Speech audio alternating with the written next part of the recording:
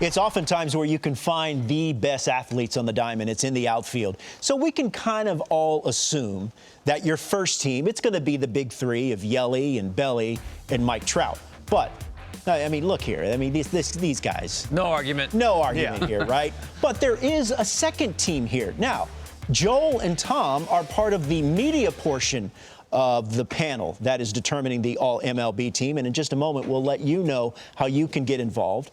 It's the second team that gets a little harder. The choices become a little bit more difficult. Joel, why don't you start? Who are you thinking for the second team All-Outfield?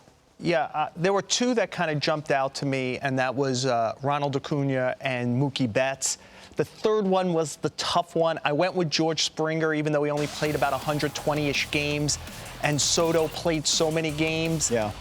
Ultimately, the center field, the defense, it played a part in this for me, but I felt like it was splitting hairs. I almost wanted to make And we should mention, Joel, I'm sorry to interrupt. I should have said earlier, we should mention postseason. Only regular season. This is only for the regular season. Postseason performance is not included. Yeah, it was a very tough call. I wish it could have been 3.5, and if you got me tomorrow, I might do Soto over Springer, but those were my three. Yeah, and we should say also that no individual outfield positions, right? It's just outfield generic. Correct. All outfielders eligible here.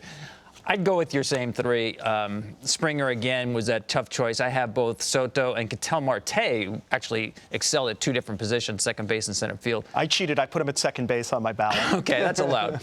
So I'm looking at these three guys here that we have second team, the first team guys, and we just finished talking about pitchers and how long it takes to develop. The top six that we've identified, all homegrown except for Yelich, who was traded. Yeah. All young. Yeah. All can play center field. These guys are the faces of baseball right now. Baseball is a young man's game, gets younger and younger. And these outfielders, as you mentioned, Robert, they're all athletic as well. Dynamic. You know that big lumbering left fielder who drives in 150 runs?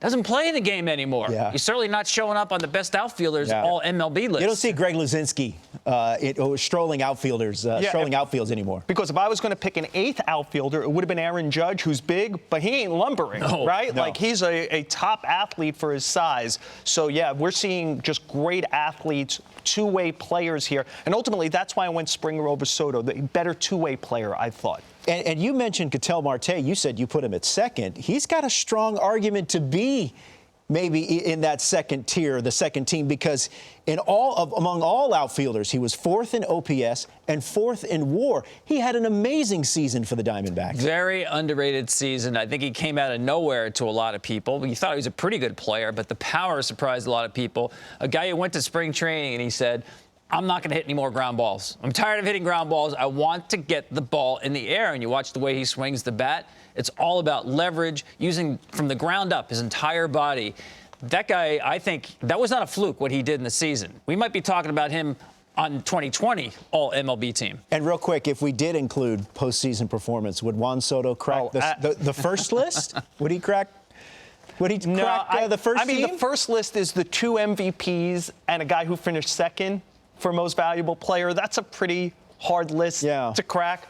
But, man, Soto was pretty impressive in the postseason. He was special. He was special this time. He was. I mean, if you did include the postseason, I think he'd put him into the second team there and probably knock George Springer off. Sorry, George. Yeah. But, yeah, that top three, man, you can't crack that.